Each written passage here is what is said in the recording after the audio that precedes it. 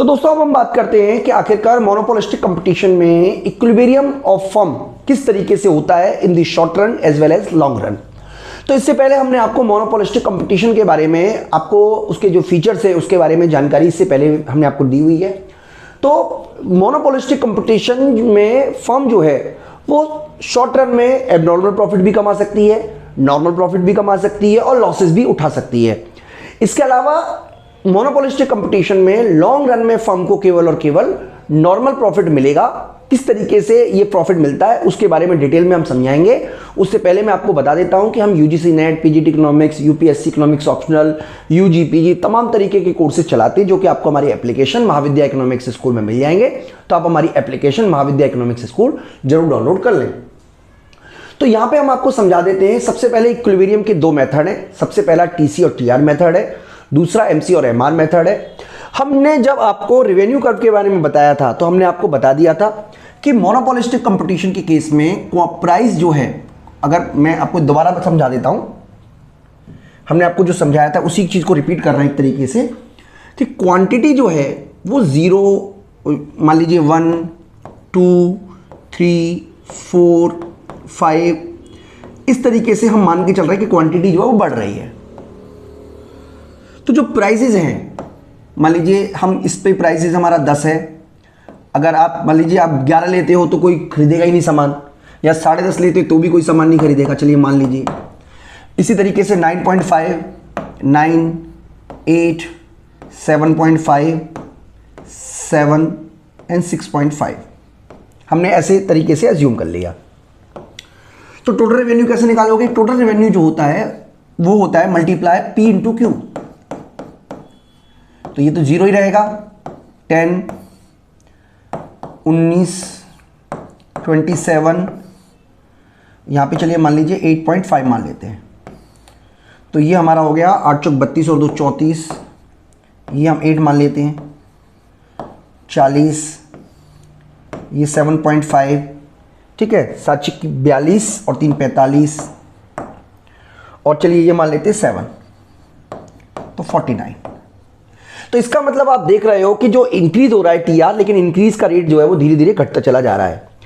और एक समय के बाद जो टीआर की जो शेप निकल के आएगी वो इस तरीके से निकल के आएगी, इस तरीके से।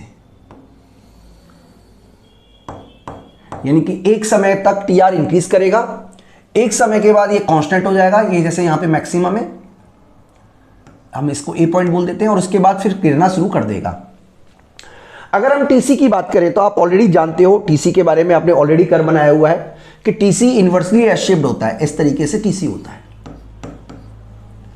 तो इस कंडीशन में ये वाला जो है ये ब्रेक इवन पॉइंट है, ये वाला ब्रेक इवन पॉइंट है। फर्म को मैक्सिमम जो प्रॉफिट हो रहा है वो बीच का डिफरेंस है, इस तरीके से बीच का डिफरेंस है। तो इसका मतलब फर्म जो है वो इतना प्रोडक्शन करेगी इस लेवल पे, जहां पे बीच का जो डिफरेंस है वो सबसे ज्यादा हो। यानी कि एक फर्म ना तो यहां पे प्रोडक्शन करेगी जहां पे उसकी ब्रेक इवन पॉइंट हो, ना वो यहां पे करेगी, क्योंकि इस केस में भी ब्रेक इवन पॉइंट हो रहा है उसको, ठीक है जी।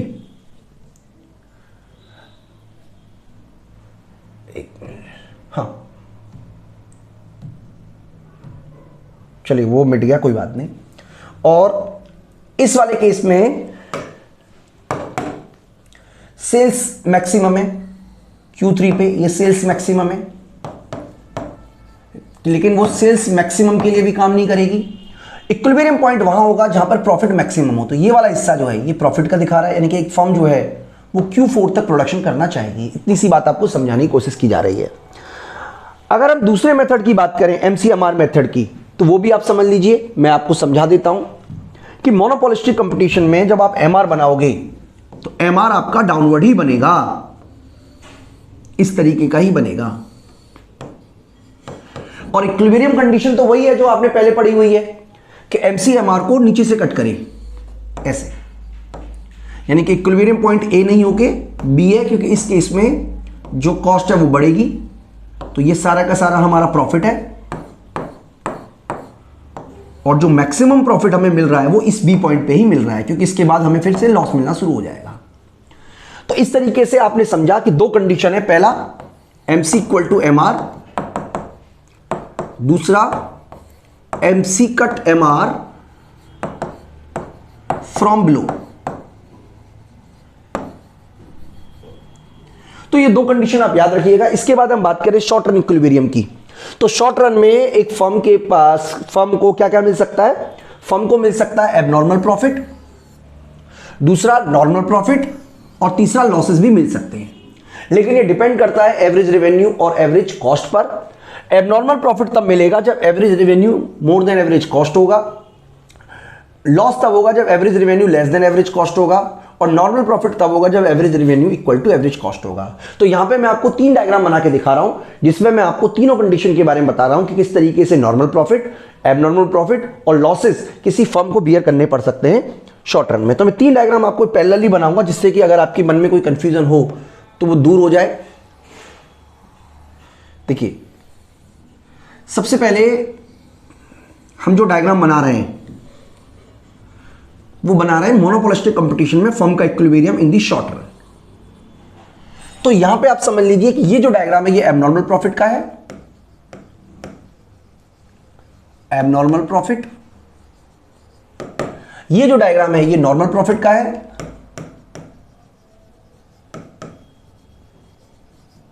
और ये जो डायग्राम है ये लॉसेस का है। बिल्कुल ठीक बात है, कोई कंफ्यूजन आपको होनी ही नहीं चाहिए। तो ये जो डायग्राम है ये एवरेज रेवेन्यू और ये मार्जिनल रेवेन्यू, इस तरीके से हमने बना लिया। थोड़ा सा कम फ्लैट है तो उसको और फ्लैट कर देते हैं, हालांकि कंसेप्ट में इसको हमें इसी तरीके का बनाना है, एवरेज रेवेन्यू और मार्जिनल रेवेन्यू। बिल्कुल सिंपल सी बात है। इक्विलिब्रियम फॉर्म का तब होता है जब MCMR को नीचे से इंटरसेक्शन करे। तो मैं भी आपको तीनों ही डायग्राम में नीचे से इंटरसेक्शन करा देता हूं। तीनों ही डायग्राम में ये हमारा MC है, मार्जिनल कॉस्ट है। तीनों ही डायग्राम में इक्विलिब्रियम पॉइंट E है, इसको E0 बोल देते हैं।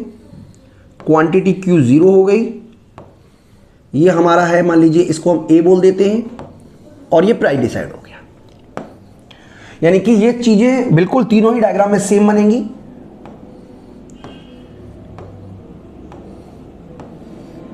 बिल्कुल मोनोपोली की तरह ही है, बस मोनोपोली में जो डिमांड कर्व होते हैं, जो रेवेन्यू कर्व है वो लेस इलास्टिक होते हैं, और यहां पे मोर इलास्टिक है।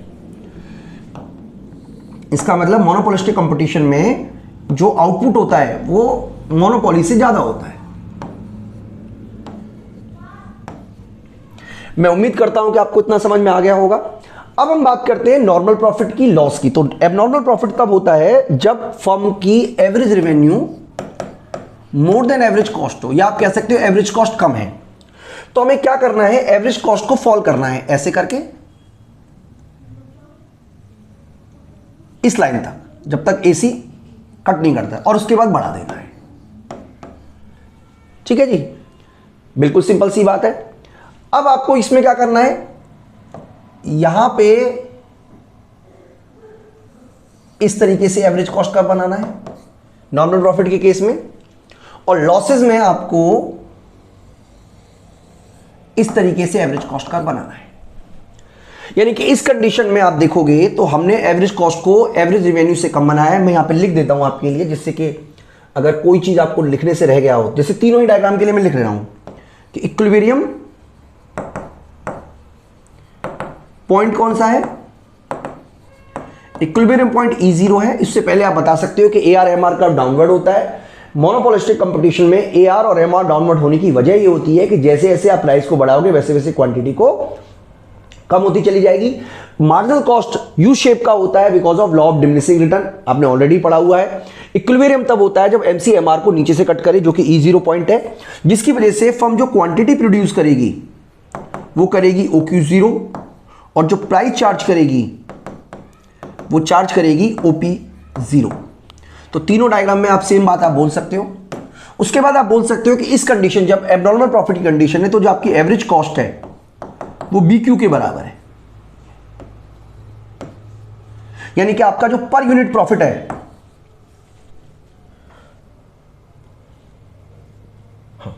आपका जो पर यूनिट प्रॉफिट है, पर यूनिट प्रॉफिट जो है वो है AB के बराबर, और जो टोटल प्रॉफिट है वो है AB P1 के, P0 P1 के बराबर।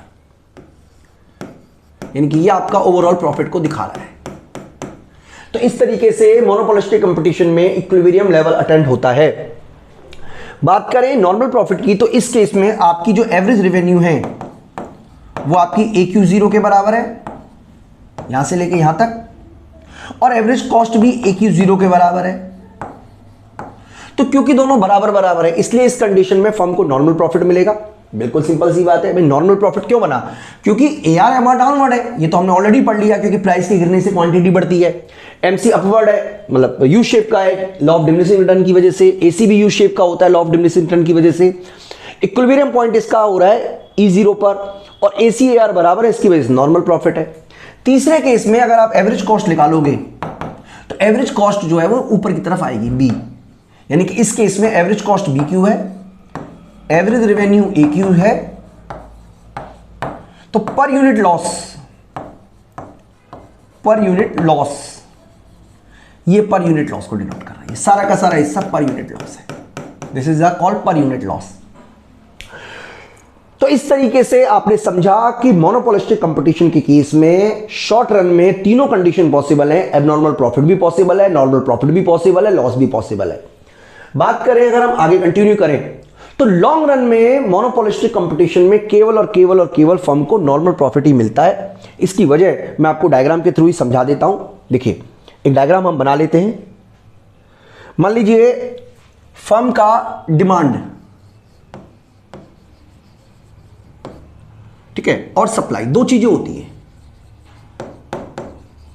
जो एक फर्म की प्राइस को डिटरमाइन करती हैं। हालांकि मोनोपोलिस्टिक कंपटीशन में प्राइस जो है वो डिमांड एंड सप्लाई के फोर्सेस के द्वारा डिसाइड नहीं होती, क्योंकि मोनोपोली के पास खुद की अपनी पावर होती है। लेकिन indirectly price demand and supply से इंफ्लुएंस होती जरूर है। तो मैं यहां पे बताना ही चाह रहा हूं कि मान लीजिए एक फर्म को शॉर्ट रन में एबनॉर्मल प्रॉफिट मिल रहा है, एबनॉर्मल प्रॉफिट मिल रहा है। तो इस एबनॉर्मल प्रॉफिट की वजह से न्यू फर्म एंटर करेंगी,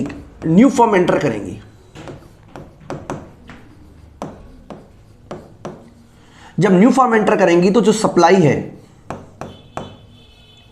वो इंक्रीज करेगी, और सप्लाई इंक्रीज करने का मतलब प्राइस जो है वो फॉल करेगा, और प्राइस फॉल करने का मतलब है कि जो डिमांड कर्व है, जो आपका रेवेन्यू कर्व है, वो फॉल करेगा, और अल्टीमेटली फर्म को क्या मिलेगा? Normal profit. यानी कि लॉन्ग रन में फर्म को नॉर्मल प्रॉफिट ही मिलता है मोनोपोलिस्टिक कंपटीशन में।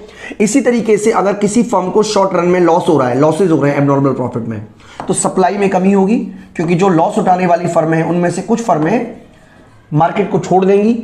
सप्लाई घटने से जो प्राइस है वो बढ़ेगा, और प्राइस बढ़ने से फर्मों को फिर से नॉर्मल प्रॉफिट ही मिलेगा। यही बातें आपको यहां पे एक्सप्लेन करने की कोशिश की गई है। यानी कि फर्म को लॉन्ग रन में केवल और केवल नॉर्मल प्रॉफिट मिलेगा। तो हम केवल लॉन्ग रन का डायग्राम बना रहे हैं, कई बुक्स में शॉर्ट रन का भी डायग्राम है, लेकिन हम आपको लॉन्ग रन का डायग्राम बना के दिखा रहे हैं कि इस तरीके से हम मान लेते हैं कि लॉन्ग रन मार्जिनल कॉस्ट है। इक्विलिब्रियम पॉइंट ये वाला है, OQ0, ये हमारा मान लीजिए B हम ले लेते हैं, ये P है, चलिए इसको E मान लेते हैं, इसको A मान लेते हैं। और क्योंकि लॉन्ग रन में नॉर्मल प्रॉफिट हो रहा है, इसलिए इस केस में इंटरसेक्शन पॉइंट ये वाला होगा, और इस तरीके से हमारे को एक फर्म जो है लॉन्ग रन में मोनोपोलिस्टिक कंपटीशन में केवल और केवल और केवल नॉर्मल प्रॉफिट ही कमाएगी। इसका मतलब सिंपल सा ये हुआ कि क्योंकि फ्री एंट्री एंड एग्जिट है, इसीलिए मोनोपोलिस्टिक फर्म लॉन्ग रन में नॉर्मल प्रॉफिट कमाती है। क्योंकि अगर फ्री एंट्री एग्जिट नहीं होता, एंट्री बैरियर होता, तो नई फर्म एंटर नहीं कर पाती और फर्मों को एबनॉर्मल प्रॉफिट मिलता रहता। लेकिन मोनोपोलिस्टिक कंपटीशन में ऐसा माना जाता है कि लॉन्ग रन में फर्में नॉर्मल प्रॉफिट ही कमाती हैं। तो दोस्तों इस तरीके से हमने समझा कि फर्म का इक्विलिब्रियम किस तरीके से होता है। एक कंसेप्ट आता है प्रोडक्ट डिफरेंशिएशन। तो अगली जो वीडियो है उसमें हम आपको बताएंगे कि आखिरकार प्रोडक्ट डिफरेंशिएशन अगर होता है तो उस केस में फर्म का इक्विलिब्रियम किस तरीके से इफेक्टेड होता है, वो हम आगे डिस्कस करेंगे। इस वीडियो में इतना ही। दोस्तों अगर आपने हमारी एप्लीकेशन डाउनलोड नहीं की है तो मैं आपको फिर से कहूंगा कि एक बार हमारी एप्लीकेशन जरूर डाउनलोड कर लें। Thank you.